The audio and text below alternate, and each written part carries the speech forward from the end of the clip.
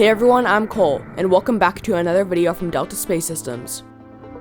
Frontier is a fully 3D printed rocket that flies using a thrust vector control system to keep it upright and on course. After analyzing what happened in the last flight and fixing a few things, Frontier was ready to launch once again. 6, 5, 4, 3, 2, 1.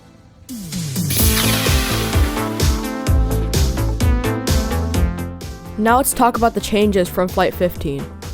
Some of the changes I did were putting Loctite on the linkages to secure them better, adding a much more complex integral scalar function, and adding extra hardware to the ejection system that allowed the nose cone to be attached to the shock cord. There are two issues that occurred in today's launch. The first issue is the integral scalar. As the rocket pitched over after clearing the pad, it accumulated a lot of air. That's why it pitched back over to the other side shortly after liftoff. The second issue is Frontier's avionics system didn't account for the significant amount of nominal thrust loss from the rocket motor.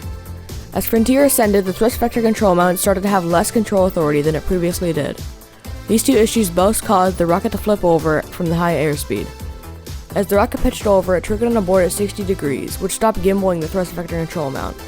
On the next flight, I will decrease the integral scalar sensitivity and add a function to increase the PID values based on the time into flight, which will combat the thrust loss of the rocket motor.